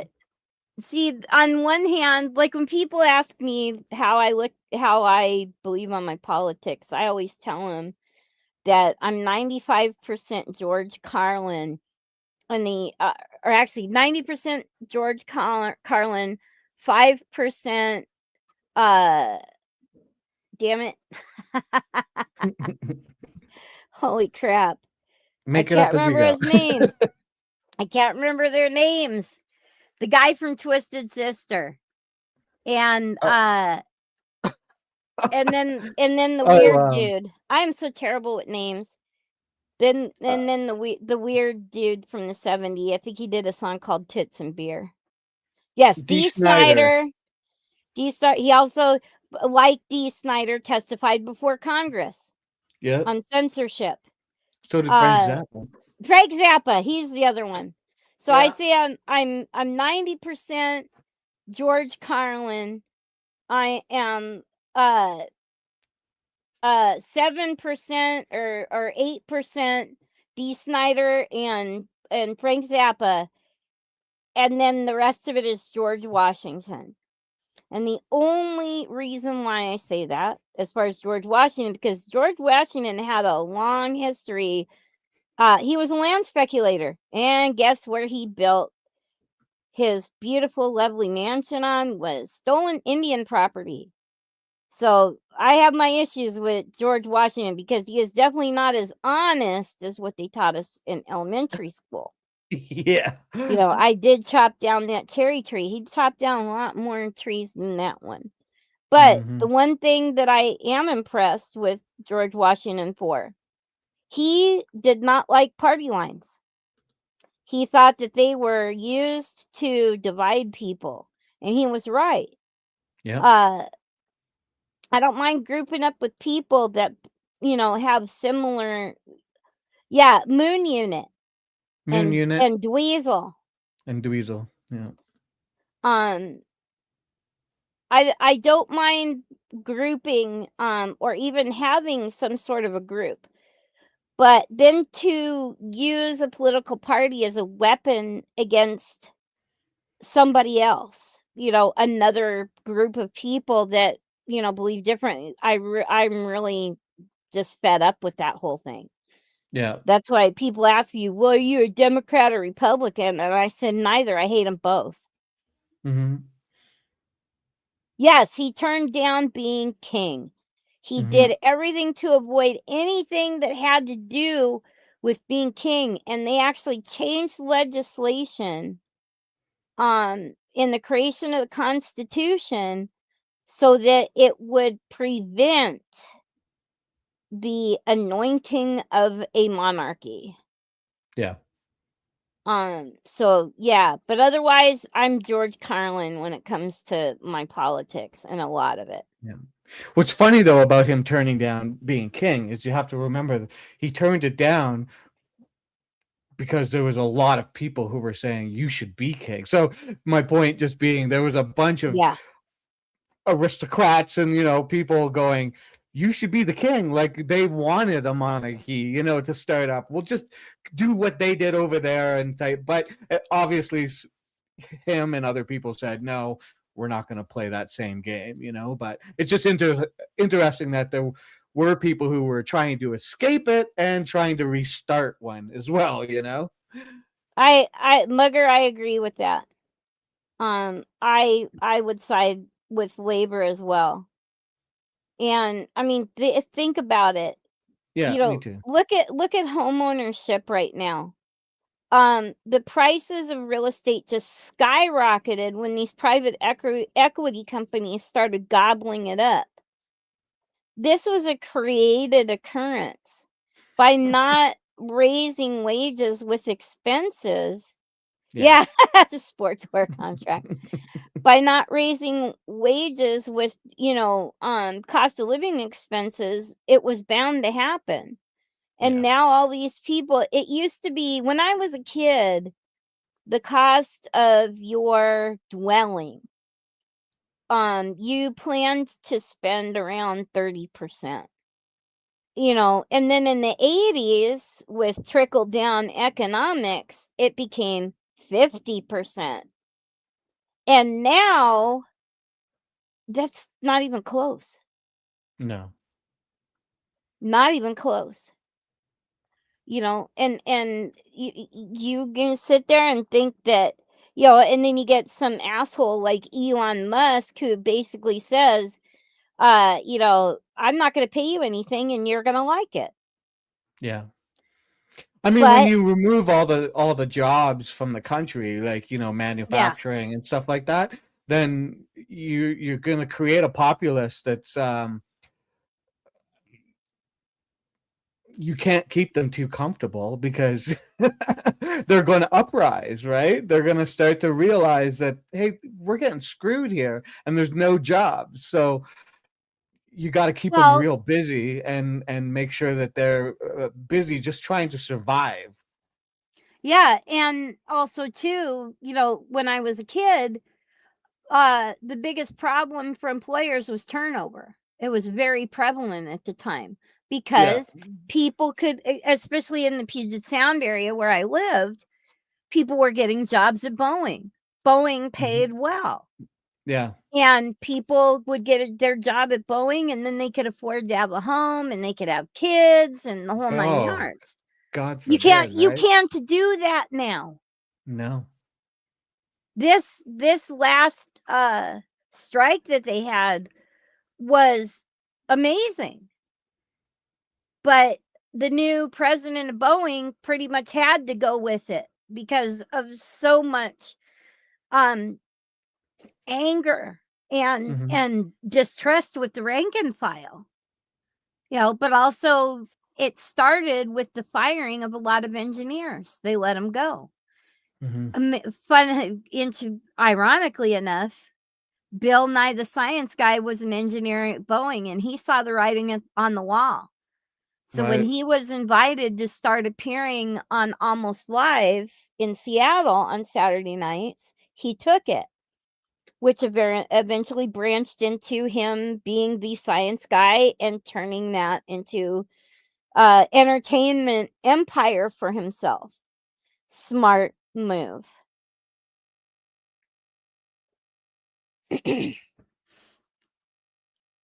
Yeah, Muckster has people do that for him. Yeah. And wages, exactly. And here's the thing, those jobs aren't coming back. Anyone who Nope. thinks they are, guess what our next threat is right now? AI. They want to replace the employee. Yeah, he was Speedwalker. Oh man, Dickbag. They filmed that one of those episodes of Speedwalker not far from where I was living. It was great. Those jobs are not coming back. These people who, and we'll get into some of that because, you know, of course, Elon Musk being one of them, and buying Twitter. Now, bullshit, fuck you, X. I'm not calling it that. I'm calling it Twitter. And then now Larry Ellison, the Oracle guy, who now owns TikTok. What these people are doing is they're using these platforms so that they can direct the narrative. Yeah. And I know that next for public safety. Right, they don't have to compete. And then also too, I mean, hey, we're going to develop these AIs. They're going to replace all you workers, and then we don't have to worry about you needing a day off or you having to take a month or so off work because you had a baby. We don't have to worry about any of that because our AI is going to take care of that. Then what are the people going to do? Yeah, that's their hope. Well, I was listening to a guy crunching the numbers on, like, you know, automated jobs being automated, and when it, like, he was saying the one main job that could, because, like, what's the job unemployment at right now? It's like 5% or something, or just under 5%. I haven't looked at that in so long. Yeah, well, basically, if you raise wherever it's at, if you raise it like 1%, 1.5% from where it is, you're gonna watch the economy like collapse. And one of the ways that could happen is by automating transportation, like, of goods. Like, so trucks, if we make trucks automated so you don't need truck drivers anymore. Do you know how many, obviously you do, you were a truck driver, but how many trucks are on the road in North America every day? And if you were to automate like a large percentage of those, you would push unemployment up just like 0.5 or like another point, and you would literally see a very drastic change in the economy very quick. Like, it would be, the unemployment would be like, what's the word I'm looking for? Unstable. Like, you couldn't deal with it. Well, another one, this happened last summer. A driverless truck was busted. Cargo theft. This is happening. And you know, another thing of the laws not keeping up with technology. There it is, destabilizing. That's what I was looking for, the word. Okay. Thank you. There are no laws. Who are they going to ticket? There's no driver in the seat. Mhm. There's no laws to deal with that. And what are they going to do? Write Elon a ticket? He just destroyed a lot of the different parts of the federal government that would have investigated him for that. Yeah. Well, I mean, when it comes down to automated stuff like that, the insurance companies would just it would just be insurance straight up. Like, and the thing is people don't realize how, like, if you go to Japan, they already have automated cars, or even like in China, they're Mm-hmm. already using automated taxis. They're all over the place, and they're extremely effective. Like the They do, people, Mac. the people in North America who don't want that are the car companies, and obviously even the like taxi driver lobbies and stuff like that. They put. You remember when like Uber was first coming out, how all the taxi companies were just like losing their minds, and they were getting Yeah. like local municipalities and governments to create laws to try and stop like Uber from coming in. And there was all kinds of like, oh, you can't trust Uber, you don't know who the driver is, people get graped, people get, you know what I mean, like there was all these scare tactics and stuff. And then that went away because people realized, well, that's not true, and Uber's actually a pretty good system, and people like it and enjoy it. But so it's the same thing with a lot of this automated vehicle thing, but it's complicated. There's a lot of reasons why it's Wait a not minute. Wait. growing I here. gotta. I Yep. gotta. I'm assuming that the women's hockey team beat Canada. Is that what that's about? Yeah, I think well, the men's beat, like the Team USA beat the men, like in the men's. Canada lost. Okay, because I thought the women were playing today, or did they play? No, it was the men's this morning. Ah, okay. Yeah. All right. I'm sorry. No. When I saw that, I had to know. Men won the first gold since 1980, and they beat Canada doing it. Yeah, it was gonna have to happen that way. Probably not the Okay. same as Lord Stanley, but Yeah. Oh, is the women's today as well? It might be. I'm not sure. oh yes, we do. We play hockey, Mac.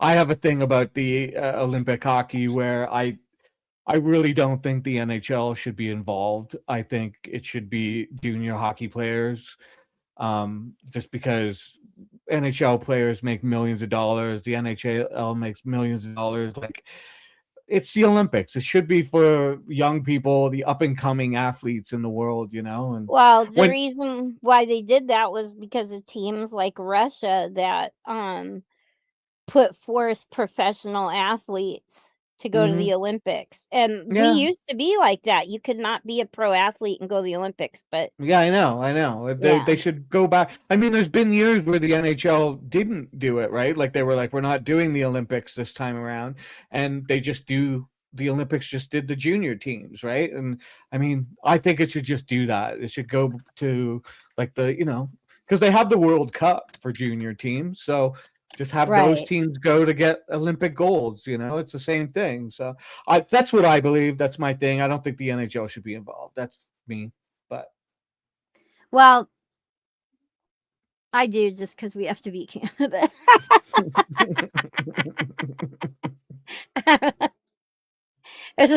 Well, I actually that made it sound like it's the only way we could beat Canada, which may be true. I think that's why we lost Muxter, because we cheated at curling. Yeah, what was when We I did. watched that.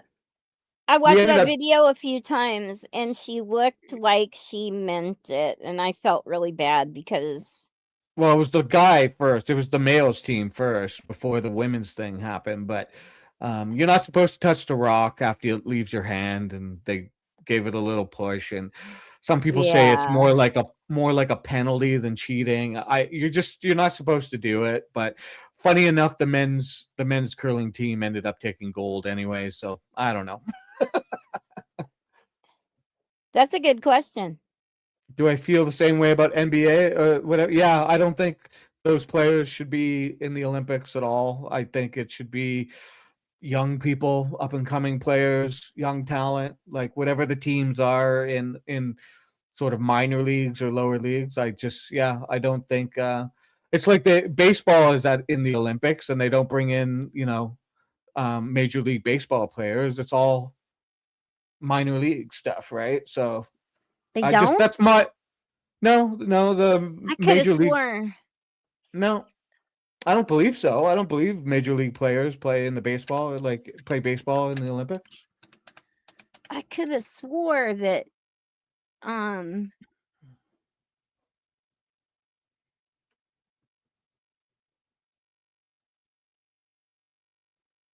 could have damn it. Sure, that means the Olympics. Well, one of my favorite players at the time, I could Thank you, Linda. swore. Oh, okay. Oh hell no, monster! Montreal pizza all the way. Sorry. Stay away from pizza. How come Sherling isn't Sherling? All right. What is it, Dick Bag? I'm total. I'm totally in for the original Greek uniforms. Hell yeah. Yeah. Mm-hmm. I do not have a problem there. All right, you guys. Okie dokie. Well, we almost had 2 hours here. So Yeah. next week we'll start somewhere around the Patriot Act, give or take, and then go from there. Yeah, that I decided to break it up and do it that way because after the Patriot Act, things get so dark Nuts. and the tentacles spread out so far. Oh, that's right, Kids in the Hall.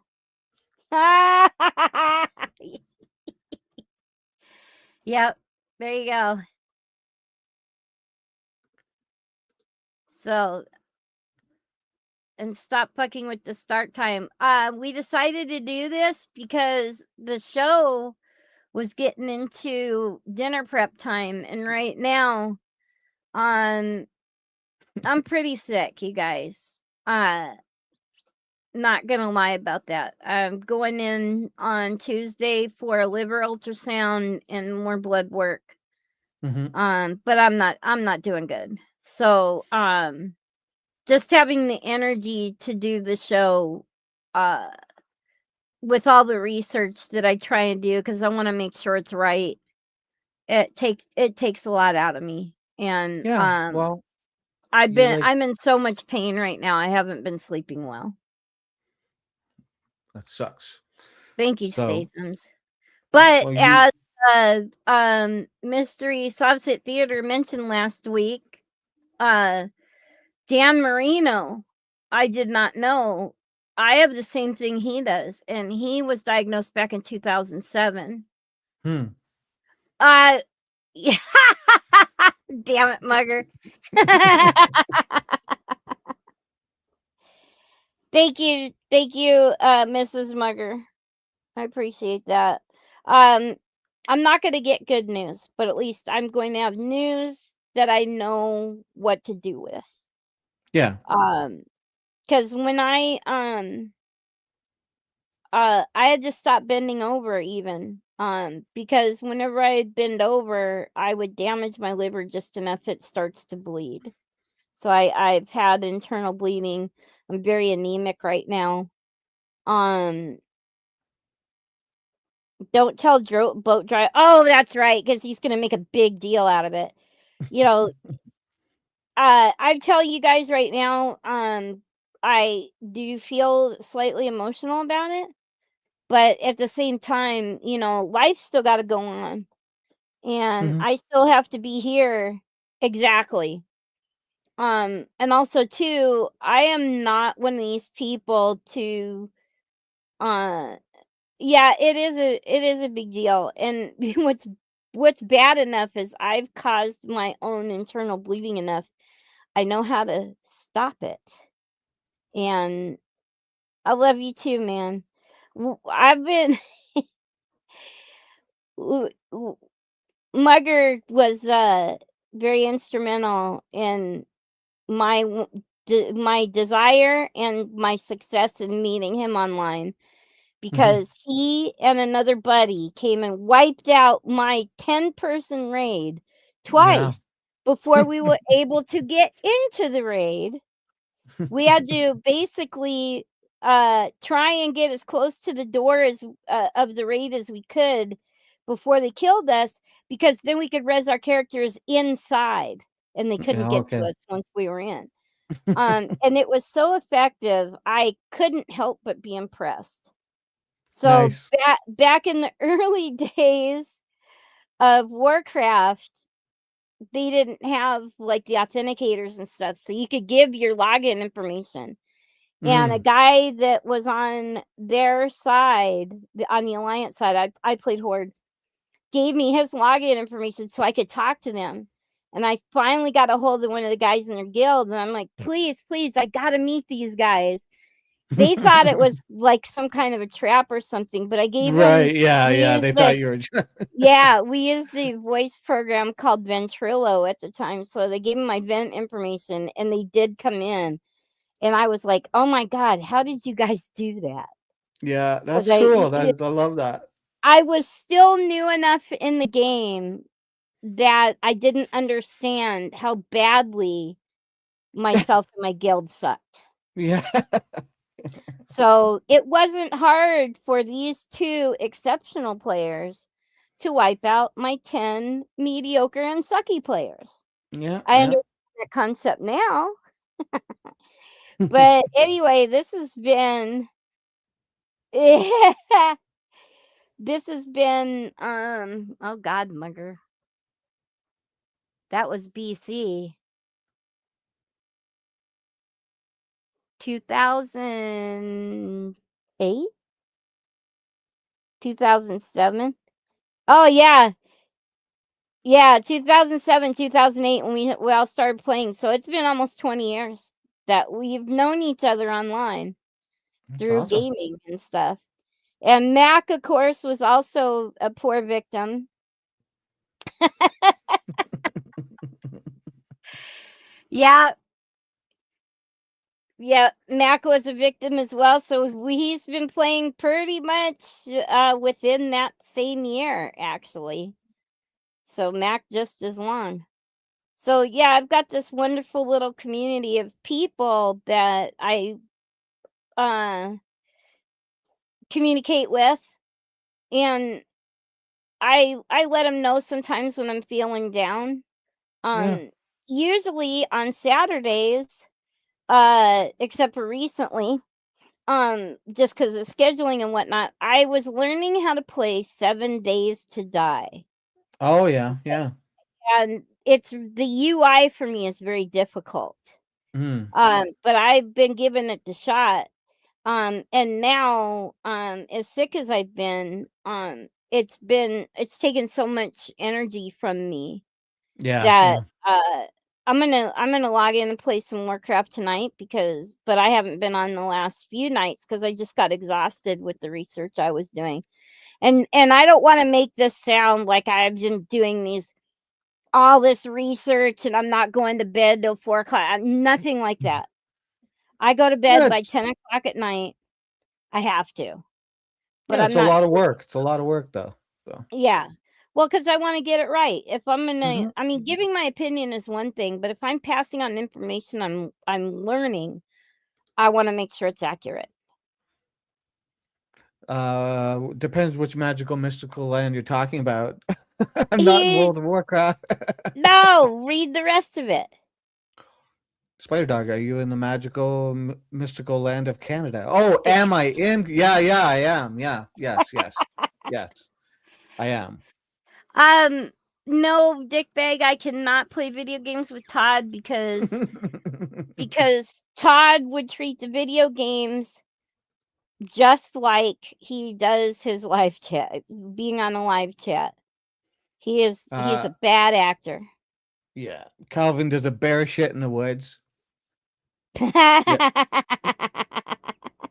Poutine is amazing. It is. I like it, even. I don't need so it good. anymore. Yeah, but I don't need it anymore, but yeah. If you can find some extra gaming time. oh, it's good, man. It's good. I mean, people But go then he like banned you? cheese and potatoes and gravy. I mean, it's unbelievable. Oh my gosh, Angel Gamer, there's a link I have to send you for the Hell Divers 2. I didn't know that you played. I didn't know you played Hell Divers, but this video is a lawyer who goes over the contract in Hell Divers 2, and it's hysterical. Oh my goodness, it is freaking hysterical. But of course, I also like him because he is a Marine, so he wasn't a squid. To game with Todd, you must give up 30 IQ points. Is that enough? I love It, Galaga. yeah, that was a fun game. It was great. I'd still play it today. It's awesome. I would like to get, I wish I had the money to get one of those standing arcade games that Yeah, has yeah. all of those old vintage Mhm. games plugged into it. Oh, that would be Yeah, cool. yeah, yeah. I used to go to the arcade and play Paperboy. Oh yeah, yeah. Oh, well, and then if I played with Todd, he might be happy because I suck. It doesn't matter what it is. Todd I sucks just too. suck. You'd probably beat him. Dig Dug Big was Doug. your jam. And I also played the Magnavox Odyssey. This will tell you how far back I go because it came out Paperboy is awesome. I love it when you hit like a hole and the bike flips over and you get to hear this and a little bit of blood comes spurting out. Which one, Muckster? What would you get? Oh yeah, Defender was good too. Pong. Yeah, I played Pong. Pong Yeah, and I Tank. played Pong. Yeah, Pong and Tank. Tank were my favorites back in the very early. Yeah, Wow. same here. We're all showing our age now. Wow, it was for me too. I'm 51. I was born in 74, so yeah, it's, Holy I, crap. That's right. I have 10 years on you. yeah. Frogger. Frogger, it was a good one. Frogger was a good one. Of course, Pac-Man was huge when I was a kid. Yeah, worst And then game ever. Donkey ET. Kong. Yeah, Donkey Kong was good. Yes. The Magnavox Odyssey. They even had I think they got the first Lord of the Rings game, didn't they? Or something similar to it. King of Maybe. Time. Oh my, I'd probably die watching that. Burger Burger Time. Time. Oh my goodness. Yes.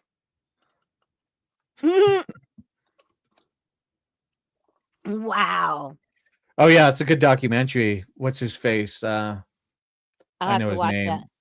Oh my god, the guy's such a douchebag. I know his name, but he looks like a douchebag and he is a douchebag. He lied about all his winnings and his like scores, his high scores. Oh yeah, Billy oh yeah. It's Billy something. Billy Mitchell, there it Billy is. Mitchell. Yeah. Do I want to, or do I just? Am I gonna just end up yelling at the screen the whole time? Oh, it's a good documentary. You'll like it. There's another guy that's sort of his rival and stuff like that. But it's interesting history just in the whole world, that whole world, you know. You worked I at a played Star arcade Wars back in TIE Fighter. 18th century. They didn't have arcades. They Yes, didn't they have arcades. did. They called them. Shit. Damn it! It was a big, long, like 12-letter word. They called it the local village festival where you threw a gopher into a basket. Whoever could get the gopher in the basket first or something. Put a new spin on whack-a-mole. Damn it, Yeah, there you go. Muxter! What was that name that they used for the equivalent of an arcade back then? Ring toss. Nickelodeon. Thank you. Oh, a Nickelodeon, right? Right. Yes. Statham's got it, and Statham's younger than us. Oh my goodness. Do we know if Jeff's got something going?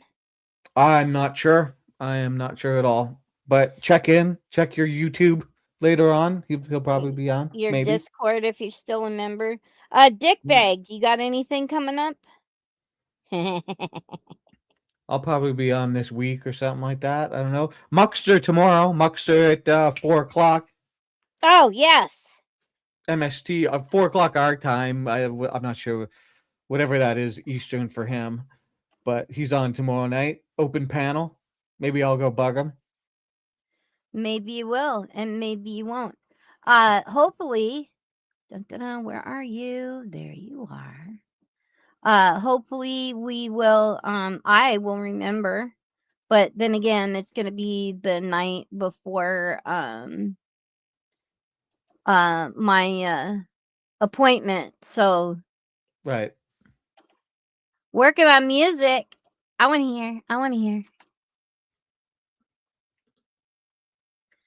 Doing live at 10 p.m. on a K-Fat Cope. Oh, hell yeah. I'll try and check it out, man. I'll try and check it out. Let's get this link up too.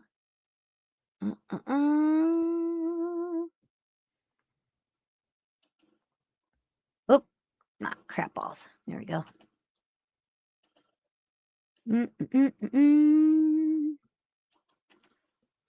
That's so cool. That was fun the other night, man. I had fun. I don't know. I just wasn't tired. It was cool just staying up and shooting the shit. Anyone else got something going on that we need to plug? I'll let you know, Dickbag. I'll do one more around a time that fits with you at some point here. I'm not sure when the next one will be, but I'll let you know. I want to do another one with you too. Yeah? Okay. Well, we'll try next Sunday. Oh, awesome. Actually, what I want to bend Dick Bag's ear about his time in the Navy. Oh, yeah? Yeah. Well, maybe I'll have you both up one time and you guys can talk Navy stories or something. Or you Oh, weren't in the well, Navy. me? No. No. The Navy was my chauffeur company.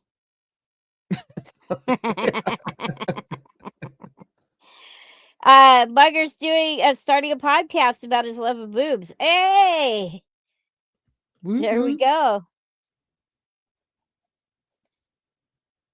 Oh gosh, Yeah. then I'll be up on that. I'll talk about that. I'll be on that talk list. about No. I'm not. You put more research in today's podcast than Todd has put into like his last 10. Oh my goodness. You guys, Spider Dog puts up with me so well because I start sweating the show yesterday. And I'll start second guessing and questioning, and he's like, just let it flow and let it do its thing and it'll come together and all this. And I'm like, right up, and then at the last minute, I'm like, here's 11 pics. I didn't download them. Totally screwed up the original live stream for today. He had to create another one. I mean, that was the least of our worries once we started, got ready to go, and then all hell broke loose for a second. But I figured it out. I know what the problem was, so it won't happen again. So. But I felt bad because I gave doing that at the last minute gave you no time to. I searched yes. Oh, it is. Put your link up for everyone else who may not have it. Yes. And Spider Dog is the one behind the who did all the visuals for the poem that I did about Todd. Or wasn't really Christmas, but yeah, about Todd and Dreidel Claus. Todd looking for his foreskin.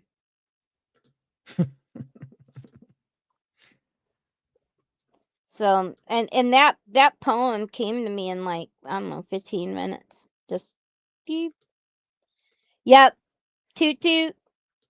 I drive the boat. Yep, creator of the Muppets as well.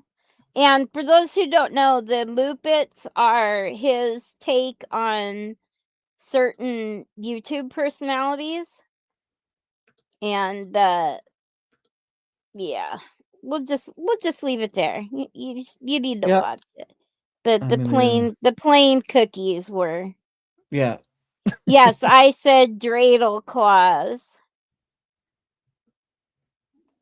I made up a character.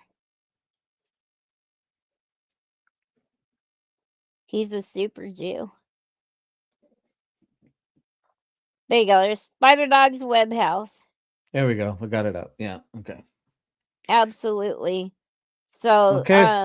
I know that I'm gonna create more videos at some sort of time, and because I don't know animation or editing or anything, of course, I dump my ideas on Spider Dog, and then he gets to scramble with trying to put it together. And my big dream would be having Spider Dog put it all together and having Dick Bag narrate it. That would just make my heart would soar to have you two doing the artistic part of it and making my mediocre work sound wonderful and look wonderful. Well, we'll just keep trucking along the way we're doing things right now, and then you'll do your thing. Stay with us here, and you never know what happens. Yeah, no shit, Dick Bag. Okay, let's kill this thing. All right, dear. Okay, Everyone you guys, have a good rest of your weekend. And if I Yeah. don't see you during the week, I'll see you next Sunday. Yeah, we'll see you later. Have a good one, guys.